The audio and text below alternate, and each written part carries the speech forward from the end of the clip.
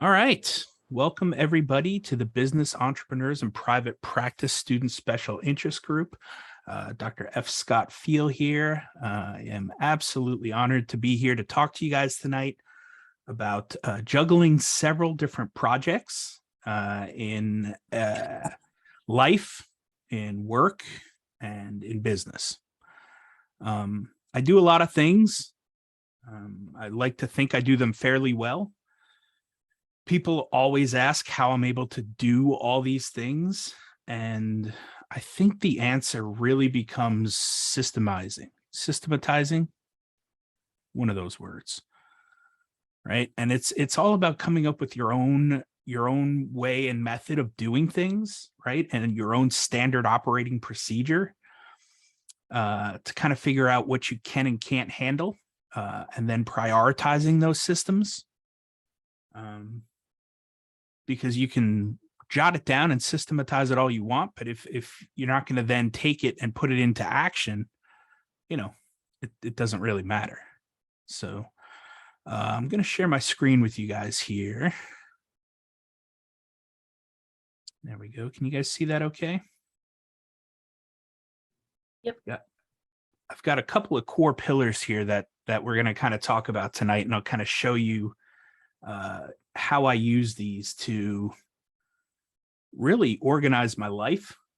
And again, you'll notice like the way that I've got it here is it's written as projects in life, work, and business, right? And the reason for that is the order in which I prioritize things. It wasn't always the case. I think I did a fairly poor job of prioritizing early in my life and career. And I'm paying for that now. I'm having to kind of play catch up. So it took me a while to realize that I had to prioritize in this order: life, then work, then business. And I think, putting life forward or life first kind of helps with prioritizing your health, right? Your relationships, your mental health, all of that stuff. So we'll kind of talk about tonight how to manage those things and how to kind of give yourself a system and structure in order to get the most out of your life and your day, if you will. So really the first pillar, if you will, is influence, right? And if we want to have influence, and I don't really like the term influencer for those that are big into social media. I'm not a huge fan of the word influencer. I really like thought leader a little bit better because, especially in the world of academia, I think it's just important that, we're coming up with these thoughts and ideas, and then we're putting them forward for other people to consider. That to me is more important than being an influencer. Influencer sounds like I'm an Instagram model, and that I am certainly not, right?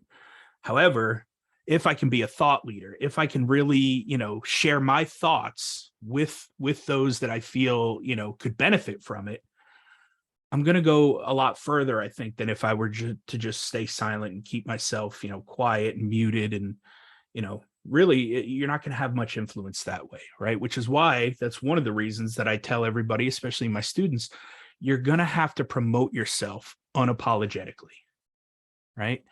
If you have a message that you think is so powerful and can help so many people, whether it be your physical therapy knowledge, whether it be a technique or a treatment that you like to use or some sort of system that you follow, if you're going to follow that, and if you know that it's going to help a lot of people, you've got to get it out there, right? You have to promote yourself unapologetically and realize that, most of this is mental stuff. It's mindset barriers you've got to get over, right?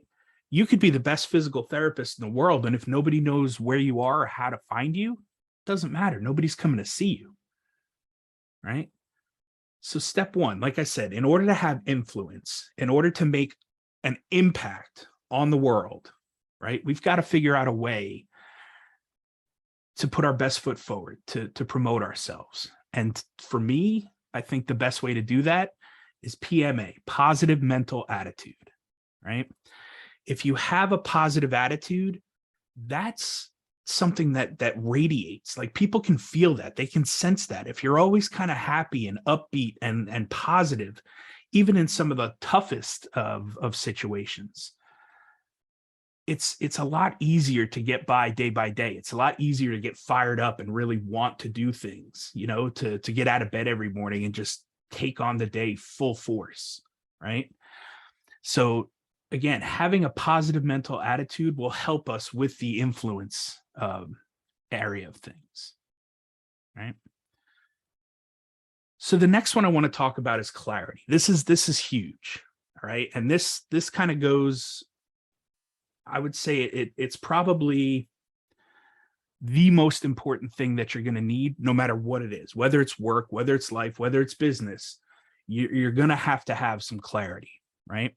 And when I talk about clarity, I like to put it in the frame of a North Star, right? You've got to know what your North Star is. And it's okay for that North Star to change a little as you age, as your career changes, as your, you know, ideas and experiences, your life experiences change, right? But you've got to know what your North Star is. What are you shooting for, right? What are you aiming for? And again, those goals and that North Star may change, but it's got to be the one driving force. It's got to be the one pulling force that's getting you through day by day. And as a student, that may be something like, you know, I just want to pass my NPTE. I want to pass all of my classes. I want to pass the NPTE, and then I'll worry about what's next. Great. Good North Star to have. But now you're going to have to start thinking about what affects that North Star, what affects that path, what are the barriers that are going to come, right? And how can I navigate those? And I feel like physical therapists do a really good job of being able to navigate those things and being able to kind of, you know, move with the, you know, punches and kind of roll with it. We're very good at adapting, right? We work with adapting exercises. We work with adaptive equipment. We have that natural tact and that talent for adapting. And so it's super important to know your North Star, but realize, A, the path to get there may be a little winding, right? I was an English major before I became a physical therapist, right? That's not normal, right? That's not a straight and narrow, but it worked. I rolled with it and it worked out, right? So once you've got clarity, once you've honed in and gotten your North Star and you figured out where you want to go, now you have a target to shoot for, right? Now you've got something that you can aim for. You've got the clear vision. How you get there, again, may wind, it may change. That's okay. But now we've got clarity, right? The next one is necessity. And this goes in line with managing up effectively and delegating.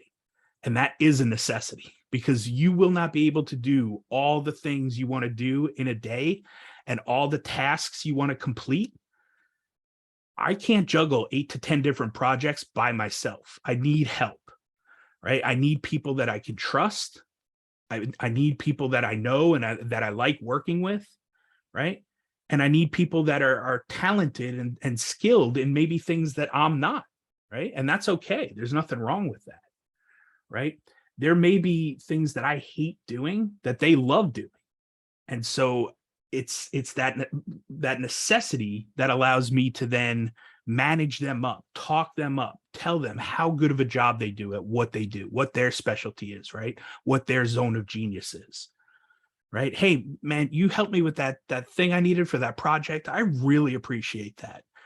You do so well at that. I love your passion for it, your enthusiasm. I love having you on the team. You make this so much easier for me. Thank you for that. Right? Let people know, right? Manage them up appropriately.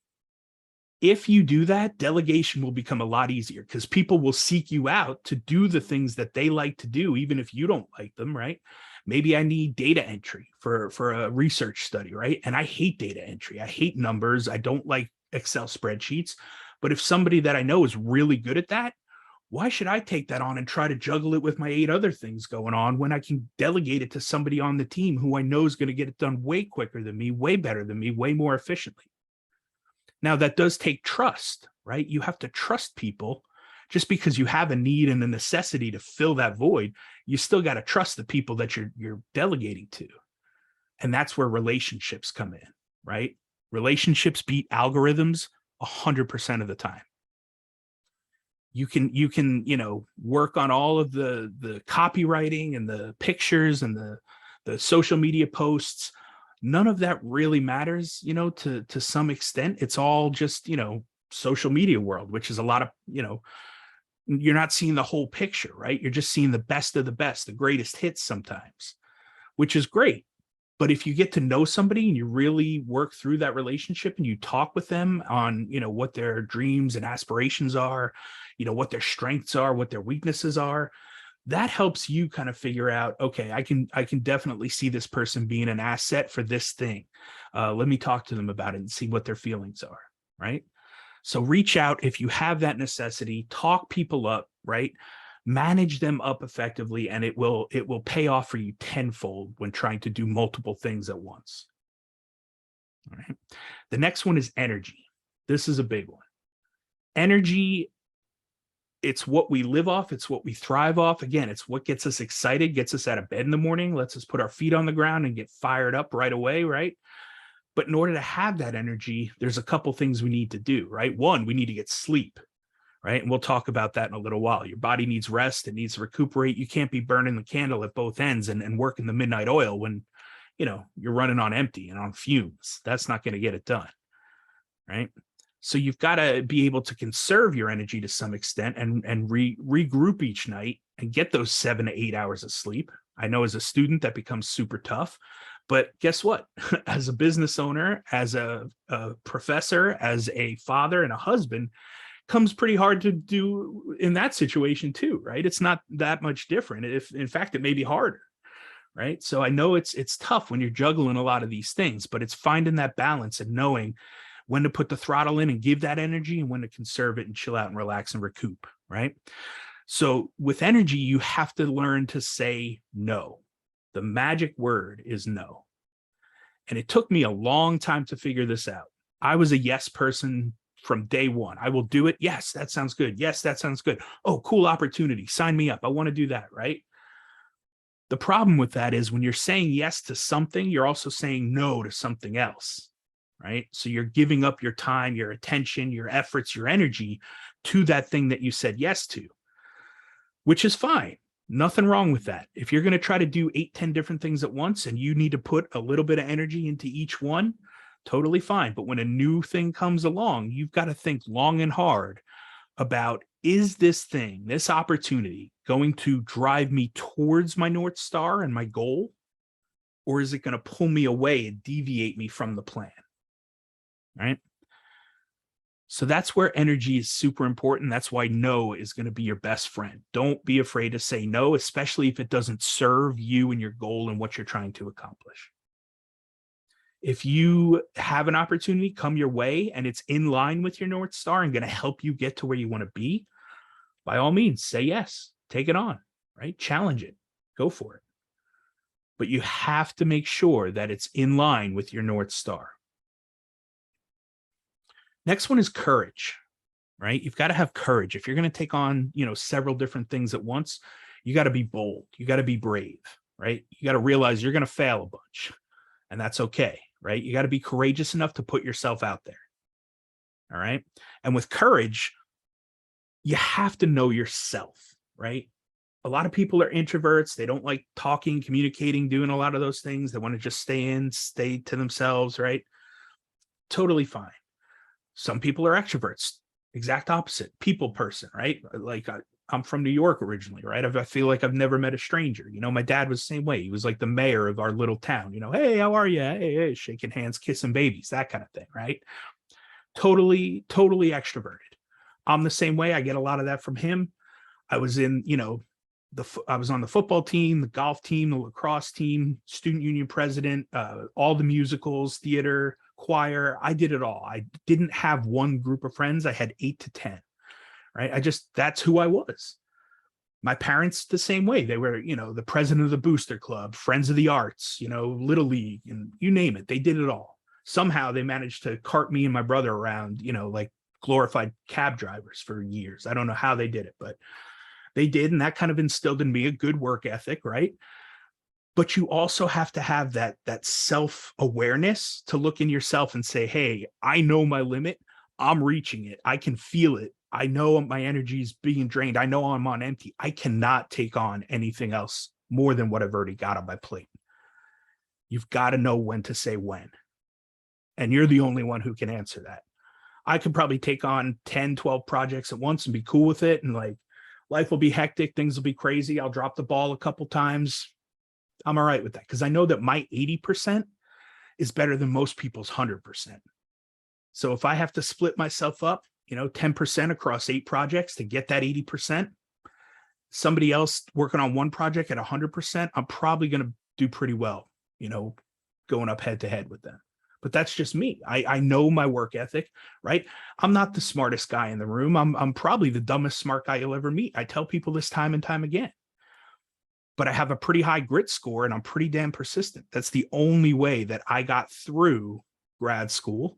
It's the only way I got through my dissertation. They had to drag me across the finish line, kicking and screaming. It was not an easy journey, and I'm okay with that. I got knocked down a ton of times, but I kept getting back up, right? Persistency. Again, I just know that I'm going to put in the work to get the job done. Not everybody has that, right? And it's okay if you don't. You can get better at it. You can work at it, but it's going to take some training, right? It's going to take some practice. So you got to know yourself. You got to know how much you can take on and how much you can't. And you've got to be able to, say when it's time, right? The next one is focus. You may or may not have seen this before. If anybody listens to John Lee Dumas, the Entrepreneurs on Fire podcast, he loves this term, focus, Focus, follow one course until success, right? Focus on the task at hand, then move on to the next one, right? This is where I kind of sort of disagree and get away from his theory a little. I think it takes focus to do the thing you're working on in that little time block. But I have ADD, and I didn't even know it until last year. I was just recently diagnosed, right? It explains a lot, though. It took me a handful of times to pass my board exam, right? It took me a handful of times to get through my dissertation. My first IRB was completely rejected. I had to start all over again, So I'm learning more now about myself as I go, further and further down the rabbit hole of academia and teaching and learning, right? But at the same time, I'm able to drop everything and focus in and get, 15 to 20 minutes of hardcore work done, and then take a 5 to 10 minute pause, regroup, and then get back at it again, right? So focusing is super important. And then last but not least, productivity, right? You have to come up with something tangible at the end of the day, right? You need some form of output, right? So every day you've got to complete something, right? Business especially is based around forward momentum, right? You may do 8 to 10 things in one day and knock out all these checklists and get a course created and filmed and edited and then put up into the paywall, and boom, you just created a whole course in 8 hours. That's awesome, right? That's great. But then the next day, you may not get hardly anything done, but you craft an email that's going to go out and let people know, hey, I've got a new course out. It's one little thing, but it's a positive thing. It's a positive momentum, right? You're not going backwards and you're not stagnant. You're not at a standstill, right? So what I tend to do each day is I try to get at least one thing done, but usually it's 3. I usually jot down the 3 most important things that have to get done that day, knock those out as soon as I can. Then whatever's left, I go to my lists, right? I'm a big fan of lists. I'm old school. This is a yellow legal pad. I just write down my list. I switch things around a little. I prioritize, right? And that's what I was doing today on a note card. I was reprioritizing, reorganizing the list of things I have to do and get done. And then I just start attacking them. And if I get those 3 things done for the day, it's a win. It's positive momentum, right? Then I go, yellow legal pad is the ultimate organization tool. I will agree with you, Jose. So again, it's one of those things where everybody's going to have their own systems, their own methods, their own, organizational skill. I actually have this still. This right here is a moleskin notebook, right? This thing has been with me for years, since late 90s, actually. It's just about filled up at this point. I've only got a couple blank pages left, but I keep it in my top pocket, right? When I worked at the hospitals and stuff, I would keep it in my top pocket of my scrubs with a pen. And anytime I get an idea or have to write a little note or something, I'd take it out and jot it down, right? I'd write some goals, some ideas I had, oh, this would be good for a book. Oh, this would be good for a course. Hey, I wonder how you get certified in Titleist Performance Institute. Just little notes and ideas and things I had in my mind that I wanted to do or accomplish, right? Once we got to that point, nowadays technology is a lot better, right? So I can just write a little note in my my iPhone. I've got 178 some odd notes at this point. Probably need some organization there. If I had to guess, I'd say I could probably use that, but I'll get to it. I need some free time, but I'll get there. So come up with some system where you can jot down ideas that come to your mind at any given time, whether it's in your iPhone or smartphone, or you've got a little notebook or a notepad or something. But ideas are kind of free flowing, and you want to make sure that you have the opportunity to be creative and just verbal diarrhea onto the page, right? Just whatever you're thinking, just blah blah blah blah blah. This would be cool. This would be cool. I want to do this. Oh, this would be cool. Right? Get that out there. Get that on the page. Clear your mind a little bit, and then start from scratch. Right? You have a blank slate then at that point. But get those ideas down, because I was going through this pad the other day, and there's some really cool things in here that I have not really revisited. And now I'm pumped that I am, because I'm like, oh yeah, that was a great idea. And then I'm looking at some of them. I'm like, I must have been drunk when I wrote that one, because I don't know what that is. That doesn't make any sense. Right? But that's okay. That's what it is, right? That you have to give yourself the permission to be bold and to be creative, because that's the only way you're going to get the maximum potential out of yourself.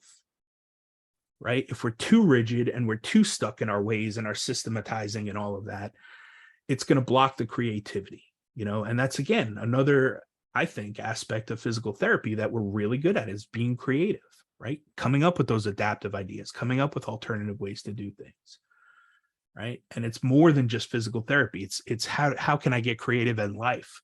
How can I get creative in business, right? And take things to the next step. So creativity is something that I think most entrepreneurs have, for sure. But it's one of those things that we can kind of utilize to our advantage to really get the most out of ourselves, right? The most out of our potential. So let me pull this up real quick. I want to show you my system, my method to my madness. Get rid of this document here. Let's just minimize that. I don't want to. Hey, Dr. Phil. Yes, sir. Can you hear me? Mm-hmm. So I have a quick question before it kind of leaves my train of thought. Yes. But you mentioned like promoting yourself unapologetically. So my question is kind of like, how do you deal with when you do that and you don't kind of get the response you expected, or like the engagement is low? How do you kind of just deal with that and try to look at the positives or something? Sure. Well, first off, why are you doing it? Right? You shouldn't be posting for likes and for feedback all the time. You should be posting for yourself, right? You should be posting to help others.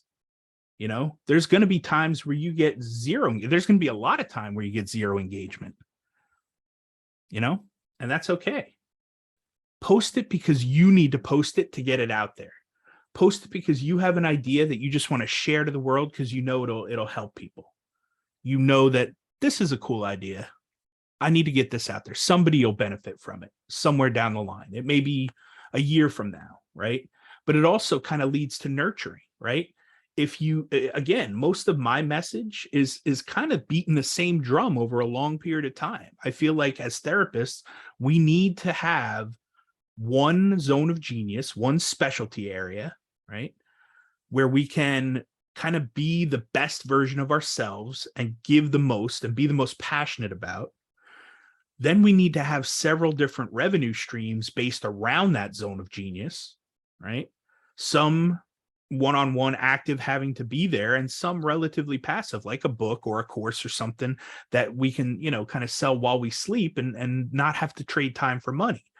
Then once we get some more money and we're like, oh, cool, we got all this money, what do we do with it? Well, let's start figuring out a way to pay down those student loans and get them off our backs as quick as possible, or stretch them out over a long period of time and then take the difference and invest it. Whatever's makes the most sense for you. It's going to be different for everybody, right? But realize that you're going to have posts that just fall flat. That's okay. You're going to have haters. You're going to have, especially once you start getting on the right track and growing and really getting a following, there's going to be people that are jealous. There's going to be people that are haters.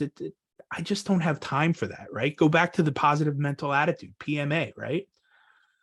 I don't have time for negativity. If you have something going on within yourself that you had to take the time to post negatively on something I posted, I just don't have time for that, man. So I post it, I put it out there, and I'm done. I'm gone. I'm on to the next thing. I hope that what I had to say helped somebody somewhere along the way. And if they have more questions or they want to chat more about it, shoot me a message, shoot me a DM. I'm pretty readily available,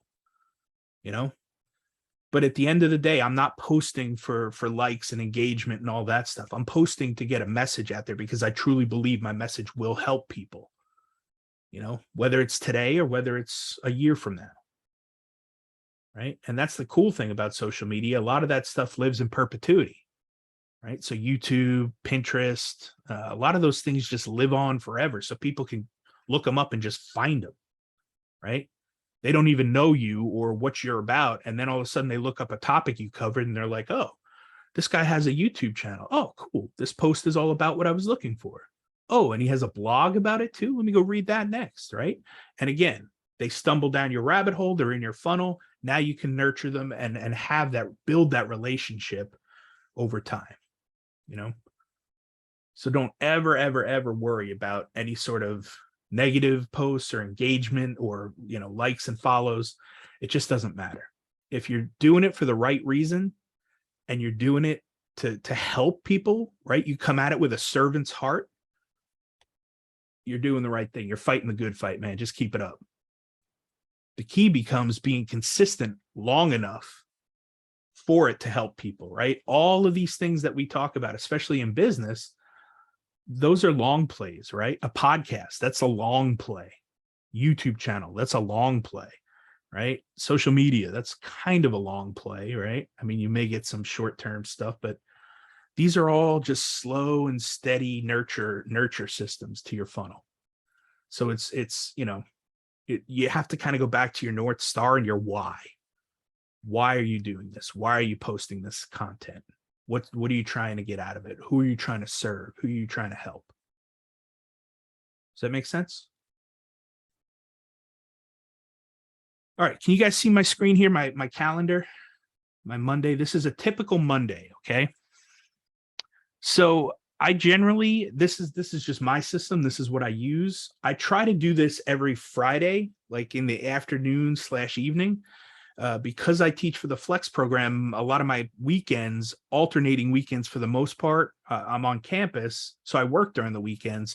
So I don't really have time all the time on weekends to like plan my week out. I generally take off every Friday for the most part. I try to stay as off the grid as I can on Friday and have that be like my weekend or off day. So on Friday, I take like an hour or so or, 2, whatever it takes. And I go through my week and I plan it out just like this, right? And again, we're looking at 3 different topics here, right? 3.5. Green is my life stuff. Blue is my business stuff. Red is my school or work stuff, right? And my work situation is a little bit different in that even though I'm an entrepreneur and I have businesses, I'm always going to need a 9 to 5, right? Because my wife's a type 1 diabetic. So we need medical benefits, and not just any medical benefits. We need good medical benefits, right? So if I have 8 to 10 different projects that I'm working on at once, I've got to keep them organized. I have to keep them on. It's like herding cattle. Like I have to keep them going in the forward direction or nothing's ever going to get done. So again, if I can just get a little forward momentum on all my projects, sometimes one will get more and one will get less based on deadlines and time that we have to allot to things. But for the most part, forward momentum on everything. Focus and forward momentum will get these projects done in a timely fashion and to your liking. Again, deadlines come in every once in a while. You got to push, priority here or there. But for the most part, if you can just keep everything moving forward, like I said, like a herd of cattle, just keep them moving forward. And eventually good things happen. If you keep things moving forward and get that forward momentum going long enough, eventually good things just start to happen, right? People like to say, oh, he's so lucky, right? That overnight success. No, that's 10 years of hard work and putting in the time and the systems. And then an opportunity comes along and they're able and ready to pounce on it because they did the work for the 10 years. It's not an overnight success, right? It's like that iceberg picture where you only see the top and its success. You don't see all the things underneath the water. That's like the hard work, the dedication, the sacrifice, all that stuff that goes into it, right? But if you do these things long enough, consistently enough, you get results. So weird, right? It's like working out, right? Something that I neglected for many years because I was putting too much time and emphasis on the wrong things, right? I didn't have a good, it's called work-life balance, but I look at it now as life-work balance because, again, that priority. It's a little switch, but it's a mental thing that I do so that I'm always now prioritizing my health and my family. And that was not the case for many years. And like I said, I suffered for it. It's a very typical story you hear in entrepreneurs, like, oh, I put my business first. I didn't pay attention to my wife and kids. And then I got divorced and it was all my fault and blah, blah, blah. Right. My kids don't like hanging out with me because I wasn't there. I wasn't present. I was always on the phone or on the computer. Like every entrepreneur, not every, but a lot of entrepreneurs have that same story. So you've got to be able to prioritize the right things, right? And again, it goes back to that North Star and having clarity about what's important to you and how to get things done, right? So here's my schedule, right? Here is a typical Monday for me. This is just kind of average. I wake up around 5 a.m. I do an hour's worth of Miracle Morning. For those of you who haven't heard of the Miracle Morning, Hal Elrod wrote a book on it. He took a bunch of high performers and interviewed them about their morning routine. 1,000 different high performers, athletes, CEOs, C-suite level execs, busy businessmen and businesswomen making tons of money, very successful. They all had some sort of morning routine, and he took the top 6 routines and put them all together into one. And I'll put this in the chat here, but he calls them lifesavers, right? SAVERS, right? And so S is scribe or write. A is affirmations, right? Positive mental attitude, positive affirmations, right? V is visualization. I'm not a huge hippy dippy fan, but there's a lot of studies that show golfers who visualize the shot before they hit it actually hit a better shot that's closer to what the outcome is they were looking for, right? So if you close your eyes and imagine the process of what you need to get done, that shows that, hey, I can do this. This is what it looks like. Then your subconscious starts getting involved, right? E is exercise. R is read. And the final S is silence or meditation. So those are the lifesavers there that Hal Elrod's book is based on. I get up in the morning at 5. I do these 6 things, I guess 7 things. Generally, affirmations and visualization, I only use a minute or 2 each. And then silence or meditation, I usually just use a Calm or Headsaver or a Headspace app. For meditation, I usually do about 5 minutes. So that's 5, 6, 7, about 9 minutes there. And then 1, 2, 3, 4, 10 minutes each on the last 4 gets me pretty close to an hour. And I've been doing this now for about 2 years, 3 years, and it has started my days off for success and allowed me to think through and write through the things I have to get done, what's a priority, which projects need the most of my time and effort and energy, which I can kind of let slide, right? So yeah, I recommend getting into some sort of morning routine, whatever it is for you that works. So that's my first hour of the morning. Then from 6 to 7:30, I get the kids up, get them fed, get them dressed, ready for school. I'm back home from dropping them off by 8 o'clock. Right. And again, this green is life stuff, right? Then around 8 o'clock to 8:30, I go through my school emails first for work, right? So that's red, there's work. Then 8:30 to 9, I usually go through my business emails, make sure there's no fires I have to put out or anything like that, right? And then like from 9 to 10 or so, I'll go through any grades that need to be done, any assignments I have to grade or anything like that. Usually we have some meetings throughout the day, faculty meetings. So, 10 to 11, I'll have the first meeting, 11 to 12, I'll have the second meeting. 12 o'clock, I throw in a lunch, right? You've got to give all of these things throughout your day a specific time. You have to give them a time slot. If it's not on my schedule, if it's not in here like this, it doesn't get done. And I try to keep this pretty much accurate with my Gmail calendar, my Google calendar. One little hiccup I've gone through is that we use Microsoft Office for school. And so that calendar doesn't talk very well with my Google calendar, but I have them side by side so I can see any overlap. If somebody could just come up with an app, hint, business people, tech people, that makes all the calendars talk into one, that would be awesome. Or if you guys know one, hit me up. I would love to start using it because I hate that everybody's proprietary stuff is selfish. So with lunch here, 12 to 12:30, if I'm super busy, if something's not going right, I have a box of protein bars in my desk and I'll just eat that while I'm going through and fixing something or trying to, sit through a meeting or something comes up and a student needs help or something like that, right? After lunch, I'll hit up one of the projects I need to knock off for school, whether it's read some research articles or, organize some sort of, project or writing. If I have to do some writing for a dissertation, not dissertation, but like a research study or methods section or something like that, I'll do that here, right? Then maybe I've scheduled a podcast for one of my business, right? I have an interview from 1 to like 1:30, 1:45, and then from 1:45 to like 2:30 or so. Maybe I've got 2 podcasts scheduled. I do those interviews, boom, those are done. And now I'm right back into, hey, I got to pick the kids up from school, right? So 2:30 to 3, I pick the 2 kids up and I'm back here at home. Now that I'm back at home, this is key with time blocking. As important as it is to give everything you need to get done a specific time, you've got to give yourself a bubble, a breathing room, some sort of recoup time at the end to either fix stuff you screwed up, or if something took longer than expected and you didn't have that time to get it done, this here from 3 to 4:30 or so is where I do that. I put that in every day. It's fixing time or catch up time. Now, if I did everything and nothing needs to be fixed or get caught up, I've completed everything, then I take this time and I go back into some of the projects that I need to work on. Maybe I'm getting ahead for the next day, right? Then again, at the end of the day, I'll hit up school emails from about 4:30 to 5, make sure, again, there's no fires I need to put out, make sure everything's good to go. And this took me a while to get used to, right? I'm from the clinical world for 16 years. So, I checked my email once a week in the clinic. That was plenty.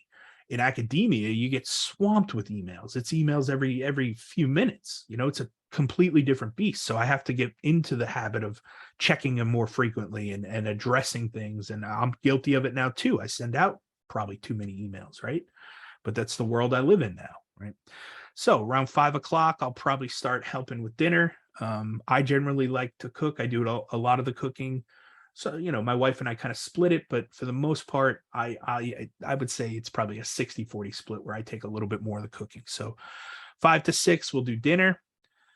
Family time from 6 to 7, whether that's reading books with the kids or playing on the Switch or watching a movie or something or a board game, whatever. I try to put the phone away and the computer away and just be present now. Again, it wasn't like that. I was constantly on my phone. I was constantly trying to do too much and squeeze too much in. But now family time is family time. I've allotted that time for it. I put it in there. It's dedicated to family time. Nothing's going to get in the way of that. Again, unless there's a fire or something that comes up, and then I got to try to put that out.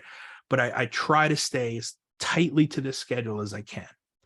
Then sometimes I'll either have like a presentation like this, right? Something to do on a Monday or a Tuesday night, because that's kind of how the flex program works, where a lot of our students are working during the day and then they come on at night for their tests. So here I have a 2-hour exam scheduled, right, from 7 to 9, right? Around 9 o'clock, 9 to 9:30, I may start to do a couple posts, right? A couple social media posts. Maybe I do a quick, YouTube video or something. Send that out, do what I got to do there. And then I usually start winding down, and I'll start reading a book or some research articles or something that I've got going on, or watch, a little bit of Netflix with the wife. I can probably tell you most of the cities that the Real Housewives are located in. I don't know that I could tell you their names or anything, but that's again, back to family time. And you can again see that it's kind of green there, right? So it matches up. Last but not least, boom, in bed and asleep by about 10 o'clock. That's the goal. This way, when I wake up at 5 to do it all over again on Tuesday, I've got my 7 or 8 hours of sleep. So there's the breakdown, right? There's 24 hours or so right there, right? I've color coded it. I've given every half hour or hour a name, a meaning. This is what has to get done during this time, right? I've used time blocking to the best of my ability. I've left in some cushion time to fix things when they go awry, right? And I've made my priority family, right? I put life first. So again, these green ones are ones that I try not to mess with too much, right? Because that's my priority. If you look here, right, I'd probably put green first. I'd probably put red second because that kind of pays the bills. But blue, my business, that's really my passion projects. That's what I love working on. That's what I love talking about, right? I would do that all day, every day if I could, but it's not quite in the cards for me that way.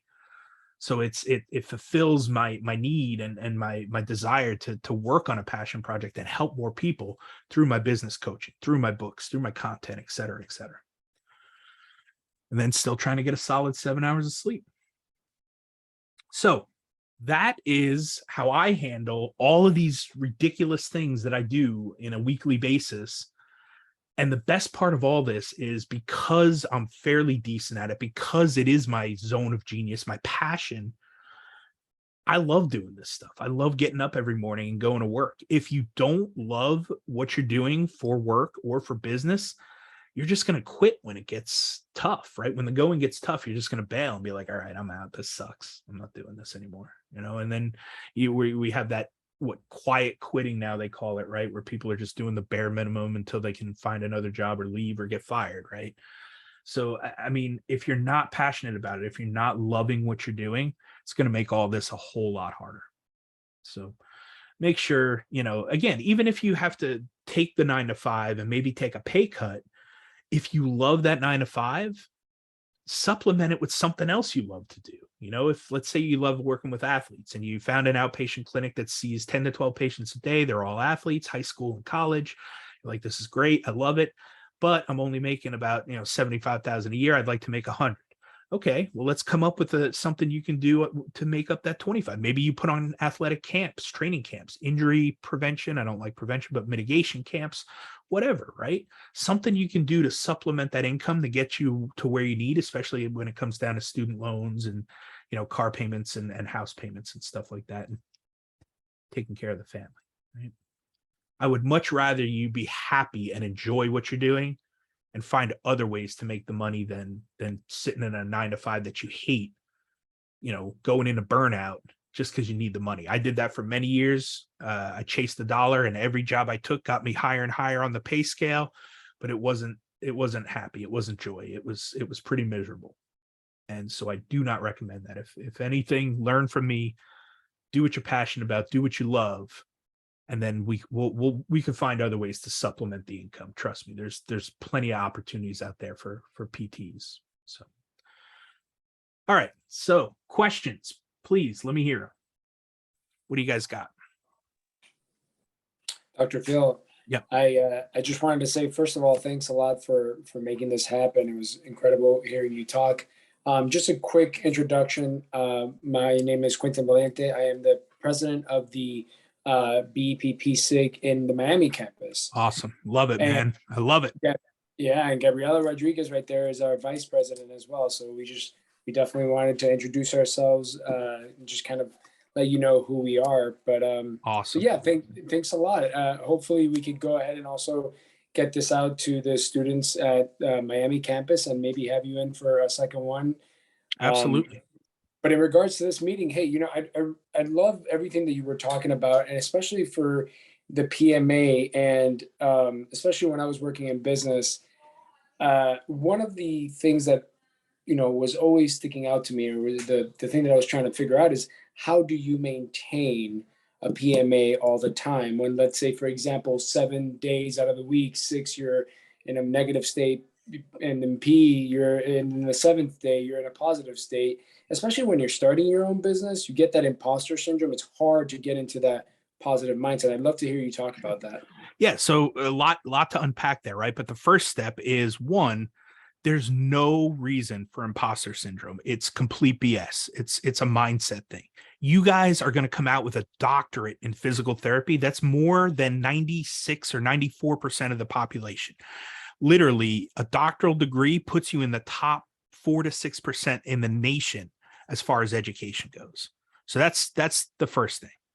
You know more about the musculoskeletal system than 94% of the population. So there's not that many people that know more than you, and your audience, no matter what your niche is, no matter what your business is probably not going to be that 6%. I mean, it could be. You could be teaching a CEU course or something to other clinicians, which is cool. But again, if they're going to bitch and moan and complain about, your stuff and what you're teaching, you just don't have time for that. So sorry for you, good luck. You're not my audience, right? So the hard part is, okay, this is hard. Business is hard. It's not easy to start a business. It's even harder to maintain it and to keep it going for a prolonged period of time. There's stupid stats out there about, 98% of businesses fail in the first 5 years. In the next 5, the 10 years, it's like 99%. So like 1 or 2% succeed. Like, I don't know if I believe a lot of that. The moral of the story is there is no failure except stopping. That's the only failure. Every mistake that I've made has been a learning experience, right? So if I change my mindset, the way that I look at things, and I look at it as opportunities to learn and get better, even losses aren't that big of a deal, right? It's like, man, that sucked. That was a $10,000 hit. Like, well, I know not to do that again, right? We're going to fix that system. We're going to come up with a better way. We're going to make it right. And, so that we never have to take that $10,000 learning experience again.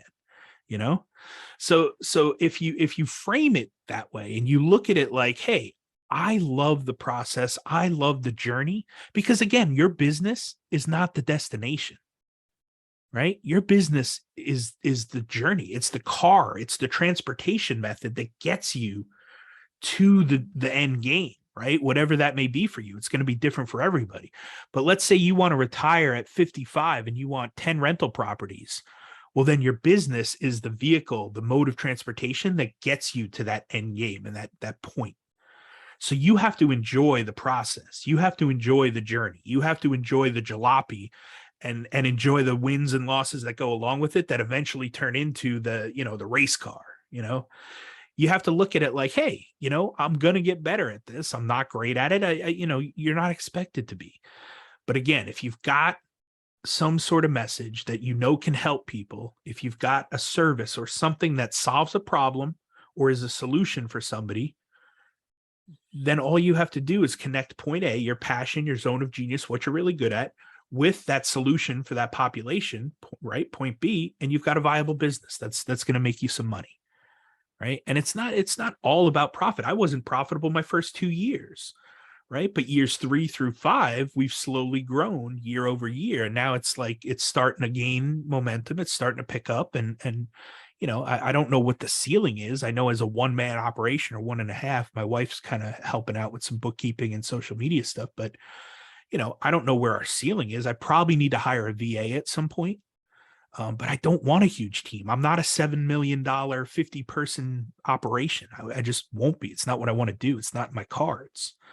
But if I could get to, 3, 4, 500,000 a year on my side business, that's great. I've already hit the 6-figure mark, right? I'm making more doing that than I would maybe, in other instances as a clinician or professor, whatever it may be. But I love that so much that it's like, yeah, this is great. Let's grow it as big as I can, knowing my limitations, knowing my rules of engagement, knowing my playing field. right? And I only have 8 to 15 hours a week to work on the business, but I'm cool with that, right? Again, it's just a mindset shift. You have to be okay with being you and yourself and the journey along the way. So again, imposter syndrome, you've got to get rid of that right now because it shouldn't exist. You're in the top 6% of the population. So just realize if anybody's going to come and bitch and moan at you about anything that you're putting out or anything you're teaching, it's just not worth your time. Right. Unless it's like grossly misinformed and you're teaching people, NyQuil chicken and stuff like that. I can't help you on that one. Right.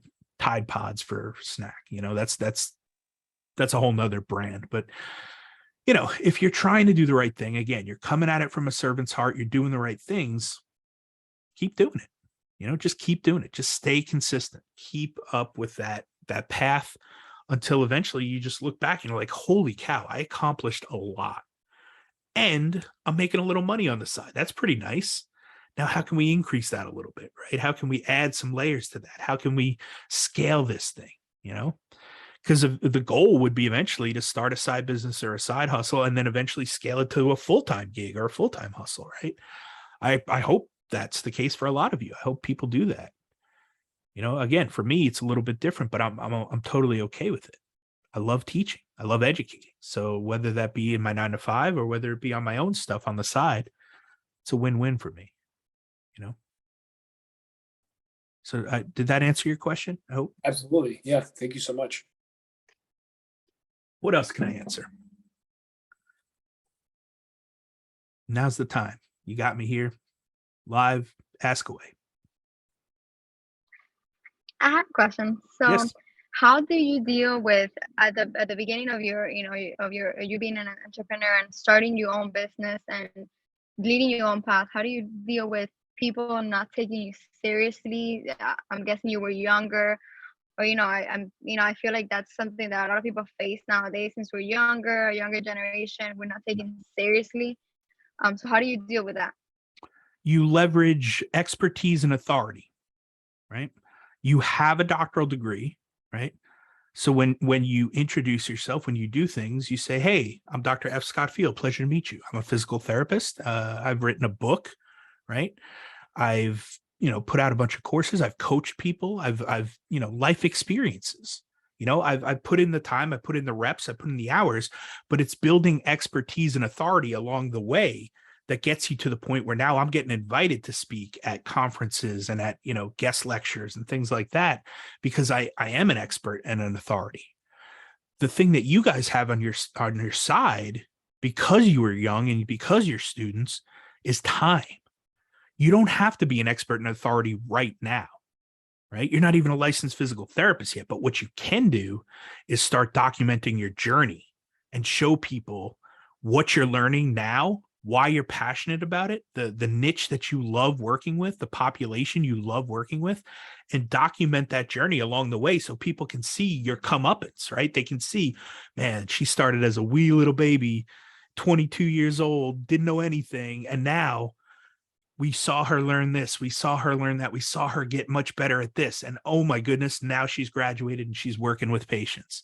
And this whole time she's been learning everything she can about her niche, right? And taking notes and jotting down her book and her story on why she loved that niche and, the top 5 things that are, diagnoses for that niche and the top 5 ways she treats that niche. And now that she's out in the public, some things she's learned along the way in that niche, right? Some expert secrets and tips, right?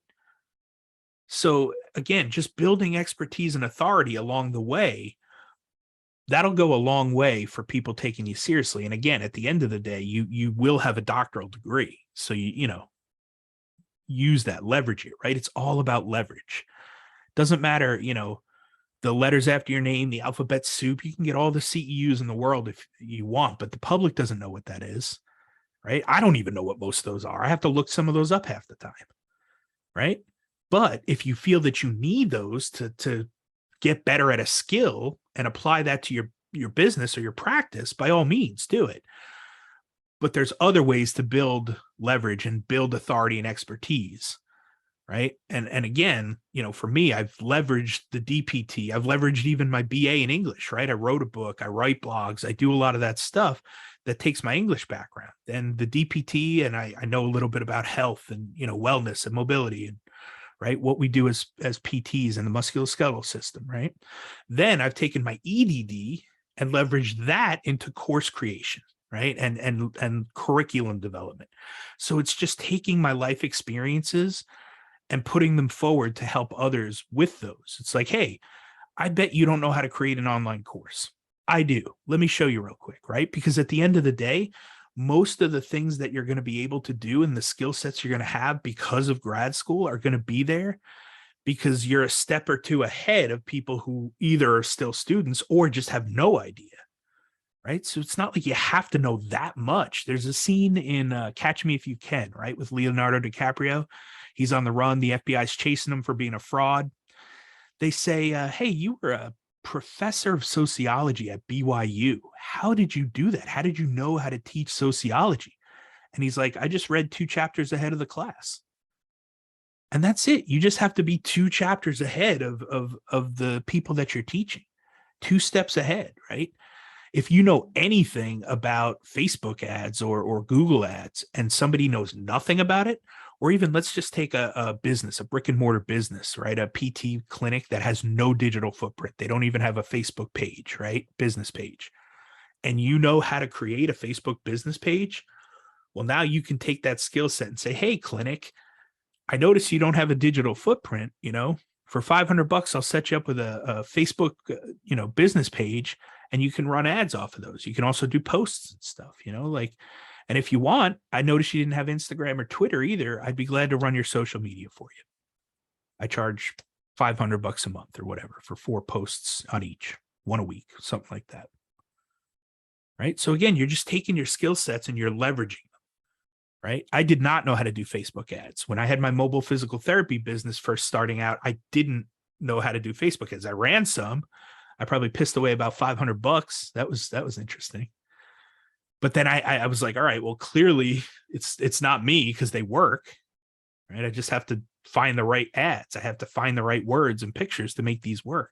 So I invested in myself, right? I took a $5,000 class on Facebook ads from a guy that, you know, came very well, you know, recommended. And sure enough, first week I ran ads based off of his class. I got 3 new patients. Each plan of care for a patient in cash pay physical therapy is about $1,800, right? So again, that's $5,400 in the first week. So 5,000 goes to the class. I pay that off and boom, now I got $400 profit from week 1. I take those 400, I put it back into running ads. And then the next week, same thing, 4 or 5 new patients. Well, now that's all profit because I paid for the course. I'm paying for the ads and it paid for itself. But you got to be courageous, right? You have to be able to take that leap. You have to know yourself, what you do and don't know. You have to find the mentorship to speed up your timeline of what you're trying to accomplish. And like I said, you guys got time on your side. So use it. Use it. I wish this stuff was around when I was in school, back when the dinosaurs roamed. What else can I answer for you? What do you want to know about? I have a question. Yeah.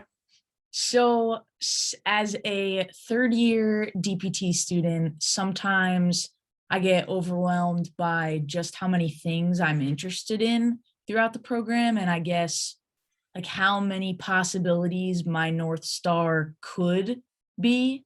So my question for you is, you're so well versed in a multitude of arenas. Did you ever struggle with the feeling of, I guess, that a lifetime wasn't enough to kind of do everything you wanted to do?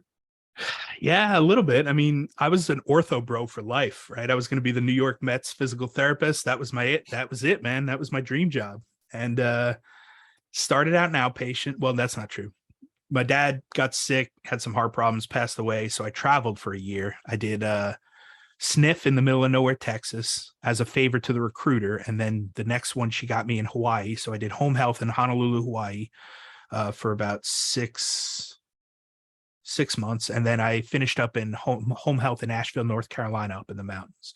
So that was just kind of like my, you know, thorough, like find myself in the woods, Ralph Waldo Emerson type stuff. I just needed to get out and travel for a year and get over the passing of my dad, right? But as soon as that was done, I got into outpatient. That's, like I said, I was going to be the ortho bro for life. Life threw me some curves, things, opportunities came my way that kind of moved me up the ladder. And I ended up in doing a little bit of home health, a little bit of sniff, and then a workman's comp company as well. And I just kind of got pretty good at home health and skilled nursing stuff, and kind of found that I loved the geriatric population. Like, they're just fun. They're funny. They have great stories. Like, you can learn a ton from them if you just sit back and listen. And so over the last 5-6 years, I've done, home health, skilled nursing, and then my own mobile business, my cash pay business. So it's a good variety, but now I'm, I teach geriatrics. I'm focusing on my GCS, and wasn't the path I thought it was going to be, right? I thought I was going to be doing something totally different, but again, I adapted, I learned to swerve. I kind of figured it out along the way and found what I loved en route. It just kind of fell into my lap, so to speak. I mean, did I love that, workman's comp? Hell no. It was like FedEx guy hurts his low back, improper lifting. FedEx guy hurts his low back, improper lifting. UPS guy, low back, improper. It's like low back, low back, low back, low back, low back, right? Occasionally we had a wrist or something from, overuse for typing, but for the most part it was low back. And I got good at low back, but it was boring as heck, so that clearly wasn't what I wanted to do forever, so I got out of that quick. Again, got back into sniff and home health. And I loved home health because it was pretty flexible, and I could weave my cash pay patients in amongst my home health patients. So that was pretty nice. It just, you just kind of learn to find your passion and your niche as you're going through it, I think, and again, being young, having time, I would recommend taste testing some things, maybe travel for a year or two. If anybody tells you can't do that right out of school, they're full of it. I did. You just got to be confident in your skills, realize you're going to be on an island a little bit of the time, and you just have to learn a new EMR every time you go somewhere. It is what it is, but they pay well. You'll make a lot of money, and you'll get to see what you like and what you don't like.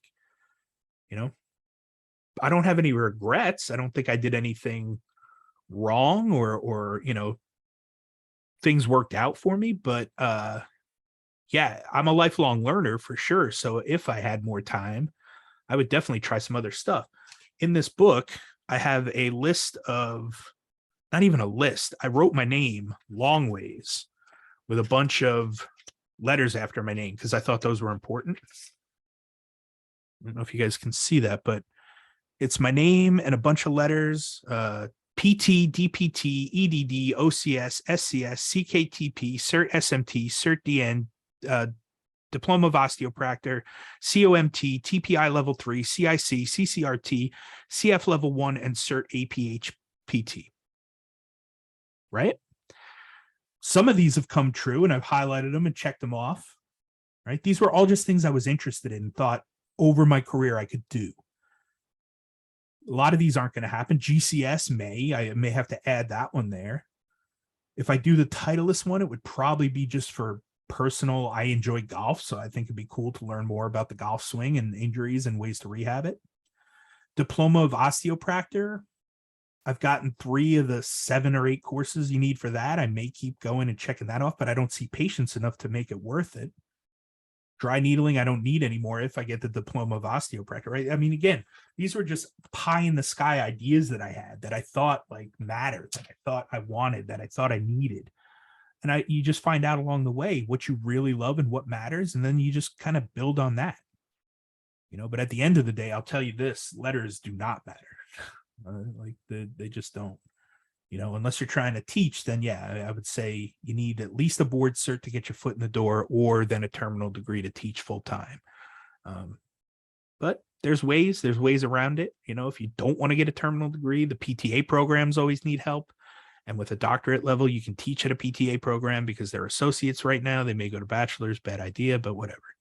It's a different rabbit hole for a different time. What else can I answer? I have one more question, and I'll make it a lightning round because I don't want to take up too much of your time. No, man, I'm here all night. Really quick though, before I ask that question, I know that you were mentioning about that unification of calendars. I would love for somebody to come up with another multi-million dollar idea, but if you have an iPhone, that's already kind of taken care of. You could kind of log into your emails, and then when it shows you up the settings, you could just put calendar, and in that calendar app, all of those different Yeah. platforms do it for you. So look So into that. You'll I've love it. kind of got that going on my iPhone for sure. Like it kind of merges. I don't know if you guys can see that. Probably not. It's too bright. It kind of merges my Gmail and my Microsoft calendar. The problem becomes on my computer, my school computer. Mhm. When I'm using Microsoft Office, it won't go the other way. So like I have the Office calendar, and then I have to pull up my uh, business calendar, my Google calendar, and just have them side by side. The iPhone seems to do a decent job of merging it, but people from my Microsoft calendar can't see my unavailabilities because they're on Gmail. I can see them, but they can't. So they like schedule meetings. They're like, "Oh, you had an opening I saw," and I'm like, "Well, kind of, but not really." Yeah, You know? yeah, that is a limitation of Microsoft. So my question is, given everything that you've experienced so far in the beginning of starting your business, or heck, even right out of school and then up to the point where you are now, if you could change one thing, if you could do one thing differently to kind of pave a stronger road and a quicker road for success for you, what do you think that'd be? I would have started a business while I was in school, no doubt. I would have probably started. And again, this stuff didn't really exist when I was in school. So like I have a good friend of mine who is a dental hygienist turned DPT turned digital marketer. And he started with a lead generation business while he was in school and graduated debt free because of his lead generation business. I don't even think he went on to become a PT. I think he bailed after he graduated. But it's just not important because he's making multiple six figures on his digital marketing business, his agency. So he has the DPT credentials. He can leverage that, and it gets him in pretty good with PT clinics that need leads. But yeah, lead generation was one of the most lucrative businesses that I've done to date. You could pull in a $3,000 to $5,000 contract a month, getting 30 to 50 leads for businesses, right? Because leads are businesses' lifeblood, and it's month to month, So let's say you had 3 PT clinics across the nation. This is exactly how I started. Once I got my Facebook ads honed in for my mobile business, 2 buddies of mine from PT school had their own practices, each of which one had 2 practices, one had 3. Now the one's up to 3, and the other guy out in Utah is up to 5 or 6. And they asked me, "Hey, could you run our Facebook ads for us?" And I was like, "I can try." I was like, "It's going to cost you, but I'll try." And they're like, "Yeah, absolutely, we'll pay you." So those are my first 2 customers, and you guarantee 30 leads a month for $100 a lead. There's a $3,000 contract. You have 3 clinics across the nation doing that, and you're making $9,000 a month on three contracts. Now you got to be proficient and decent at Facebook ads, right? But 30 leads is not that hard to do on Facebook ads. The only thing you need to do is keep your finger on the pulse because they keep changing a lot. There's some rules and regulations that change, so you have to kind of be up on it. But other than that, it's pretty easy to get 30 leads. Now, the key becomes, and the reason I kind of got out of physical therapy leads is because they weren't great closers. Whether it was the physical therapist that was a solopreneur on the phone trying to close somebody and get them in, or a front desk person who had no clue what they were talking about or trying to get people in, they just weren't good closers. Whereas I did it for pool installation companies, and I did it for roofers. I did it for home renos. They're pretty decent closers. They're selling their services right out the gate. So they know business, they know how to close. And again, let's say I charge $3,000 for 30 leads for a pool place, and of those 30 leads, they close 2. That's 1 out of 15. That's not very good, but that's still, a pool can go for anywhere from 30 to 50 grand. So they're going to pay me $3,000 a month to get 2 $60,000, 2 $30,000 pools at $60,000 profit. That's a no brainer. They'll do that all day, every day. If I can keep getting them leads, they'll keep paying me. So, Yeah, it's so interesting that you bring that up. That before my DPT, I had my MBA in specializing in marketing, and I did that for 10 years. And my bread and butter for my businesses were lead generation. It was all Google Analytics, Google Ads, and Facebook ads. That's all I did. Yeah, I mean, I wish I had started a business, any business. Again, let's say lead generation didn't really exist when I went to school, right? So I would have started some sort of business, coaching or personal trainer or personal assistant or something while I was in school, so that I would have had A, the business acumen, but B, the LLC already set up for by the time I graduated. It was, even if it was just, let's just say I made like stationery or something, right? Logo stationery or something. And I was able to make an extra $500 a month, right? Well, that $500 could have helped a lot while I was in grad school, but also, again, it would have helped me learn what I could do and what I couldn't, how I could handle it, how I could ramp things up and maybe, scale a little bit. And I would have had a lot more reps underneath me. So yeah, I would have started a business while I was in school if I had to do it all over again. Also, probably would have tried to find a mentor. It wasn't quite the same. Like now there's a bunch of mentors all specializing in whatever you want to specialize in. So you can find somebody who's doing what you want to do and learn from them. There's a good chance they have a course or a book or something. You know, that didn't really exist when I was around. So you can definitely speed up your timeline doing that. Anything else? Anything else you guys want to know about? Like I said, don't be afraid to juggle 8, 10 things at once. Just know you got to, set yourself up for success by doing the right things and putting the right systems in order to take those 8 different projects on, or figure out when to lean into it one and when to back off, right? How to prioritize. And you guys should already be learning that skill set in grad school. You got a big, anatomy test on Friday, and you have like a intro to PT test the following Wednesday. You're probably going to study a lot harder this week for anatomy because that's coming up first, and that's a huge class. Whereas you can probably just schedule, Monday and Tuesday of next week to study for intro to PT. That should be enough, right? You're learning how to prioritize. You're learning how to put things, how much time you need personally to get it done. So you just take that, apply it to your real life and business and projects. And like I said, time blocking has saved my life. It's literally, it helped me focus before the meds, right? Before ADHD was diagnosed and I got on the meds. And now it's like, I feel super focused. I get like 8 hours of laser focus every day, which is crazy. Because I was already pretty high operator with ADHD. Now imagine it on meds. It's like, I feel like Superman, So all of you guys are in trouble now. Coming for you. No, it's been good. It's been a good journey. Anything specific that you think would be beneficial to know now, outside of starting your own business now as a student, to kind of keep in mind as we're going through graduating and then starting our own business? I know from my side, I think about the marketing side a lot because that's what I'm exposed to, but I'd like to get a different perspective from somebody who's gone through that journey. 2 things. One, selling, right? You already kind of probably know that with your marketing background. Selling is the number one most important skill in our lives, hands down. You guys don't even realize it, but you're selling yourself to your next employer. You're selling yourself to a boyfriend or girlfriend. You're selling yourself to your patients and trying to get them to buy into your plan of care. Selling, selling, selling. There's a book by Daniel Pink, I believe it is, To Sell is Human. Read that book. It's a great book. And it just shows you that everything we do in life pretty much is selling. The other one I would kind of read that's sort of related is Predictably Irrational, which is the human mentality of things and how we purchase and make decisions irrationally. Even though the rational, opportunity is there, we dismiss that and make purchases and things based on a lot of irrational thought processes. And then the second thing is copywriting. 100%. I would learn copywriting.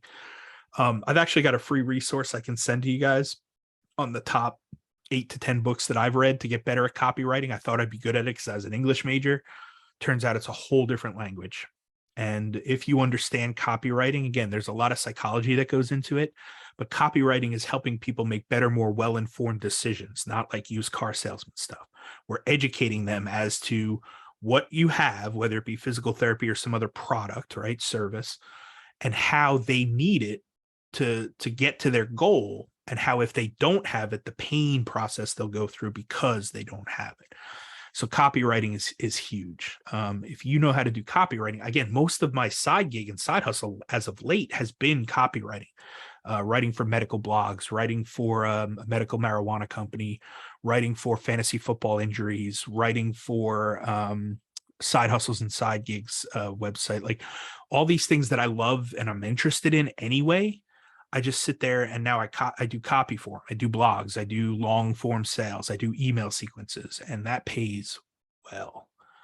I mean, again, I can command, whereas like a lot of copywriters on Facebook pages and stuff like that, especially foreign trained ones from India and the Philippines and stuff like that, they'll charge 2 to 4 cents a word. I've got 2 doctoral degrees and a BA in English. I can charge 10 to 15 cents a word, right? And if I'm writing 1,000 words, that's $150 for like an hour worth of work. And I get to do it from the comfort of my own home while watching the Giants piss one away to the Cowboys, So, you just have to figure, and then again, if I can sneak a bonus one in there, it's that word we talked about earlier. It's leverage, right? I can see a patient one-on-one for $200 an hour, and that's great. Or I can do consulting for injury mitigation for a moving company and educate 30 of their employees how not to get hurt and charge $1,500 an hour for 2 hours worth of work. Right. So does it make sense now to see those 2 patients in 2 hours for $400? Or does it make sense to divert my time to go over there and consult at a much higher rate? Right. So now my time becomes way more valuable. And it makes more sense to do that. So if I'm leveraging my degree, my knowledge, my background, you guys all take an ergonomics course, proper body mechanics, how to properly lift, right? General nutrition, hydration's important, sleep's important. You educate a workforce that's never been past high school on all these things, that's working at a manual labor job like a moving company, and all of a sudden their workman's comp numbers go down, right? They get less injuries, so you're saving them $3 to $5 grand per injury. And again, you're only asking for, $1,500 an hour, 2 hours worth of work, $3 grand, boom. You save them 1 injury and they've more than paid for it. So it's leveraging your knowledge, your background, your passion, your zone of genius, what you're good at, and leaning in on it heavy, betting on yourself, right? Dying on your own sword kind of thing. If you don't mind, would you repeat the second name of the book that you mentioned? I know the first one is To Sell as Human. What's the second one? Predictably Irrational. Can't remember who wrote that one. Dr. Dan Ariely. That's it. Yep. Yeah, those two are good because To Sell as Human, again, kind of shows you that a lot of the things we do are selling, whether we like to think of it as selling or not. And then Predictably Irrational kind of shows the thought process that goes into purchasing and how ridiculously irrational we are as humans. So what you think makes sense, and what you think like, oh, I'm the best PT in the world and I have all these letters after my name and I've been trained by this and that. Nobody cares. They're going to, hey man, my back really hurts. Are you the solution? Can you help me? Yeah, I can help you. Oh, by the way, I'm a physical therapist, right? It's secondary almost. So yeah, those are 2 good ones to kind of get your mindset shifting. And again, to come all the way back around full circle, a lot of this is just mindset. It's getting out of your own way. It's realizing that, hey, I've got quite the knowledge base. I've got quite the skill sets. I learned a lot. I can apply that to a bunch of different things. Like that's the cool thing about physical therapy. So many avenues, so many things we can do. Right. The first course I ever created was a fantasy football injury review course, right? Showing all the injuries that happen and the approximate return to play, right? Timelines. That's it. Second course was an esports injury prevention book, right? It was an ebook that had kind of an upsell to a 6-week training course for better hand-eye coordination, posture, better hydration, better nutrition. And then the third step up was if that still didn't work and you wanted to work one-on-one with me, we could do a wellness consult for $100 via telehealth, right? So now you've got a value ladder built in, right? Esports, video gamers as athletes. That's ridiculous, but physical therapists have the right to step in that ring and say, yeah, we know how to help these people get better. Because we do. Most of the esports stuff I got was from the workman's comp company, right? It was wrist, hand, finger injuries, right? Elbow, shoulder, overuse, posture, it's all the same stuff. And I just relayed it over to esports, which was perfect timing because I lived in Waco at the time, and Dallas just opened the biggest esports arena in the nation. Right place, right time. Put that stuff out there and let the public do with it what they will. But are they going to rather learn from a doctor of physical therapy or Ninja 5689, the video gamer? It's like, I'd rather learn from a doctorate in physical therapy if I had to choose, not some guy that's popping Mountain Dews and cheese balls, But again, you think you know what's right, and then we make predictably irrational decisions, and they buy from the wrong guy because he got a bigger following and a sponsor, and it is what it is, But I digress. Anything else you guys want to hear about tonight? This has been fun, man. I'd be glad to do it for you guys down there in Miami anytime you want to talk about this stuff.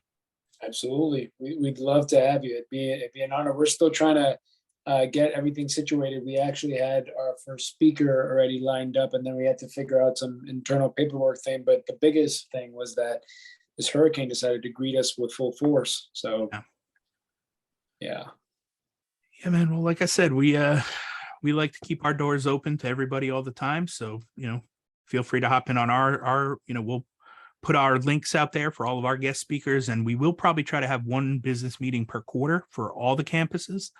We've got a pretty cool fundraiser set up for next year. We're going to try to work with Chris Gronkowski's company, Ice Shaker. Shameless plug. You can actually see his logo in the back there. He's a sponsor for my podcast. But he's been generous enough to let us use Ice Shaker as kind of a business incubator. So each campus will work on selling those as a fundraiser. Whoever sells the most, half of the money goes to that chapter and the other half goes to the charity they're choosing. So that'll be pretty fun, I think, for 2023. Looking forward to that. But yeah, man, it's just, it's about not being afraid, just going for it. You got to just implement, like Nike says, right? Just do it. Just get out there and do, create, make stuff, go fast and break stuff, right? Zuckerberg. You'll be a lot better off for it. You'll learn more too. Yeah. It's been fantastic. Thank you so much.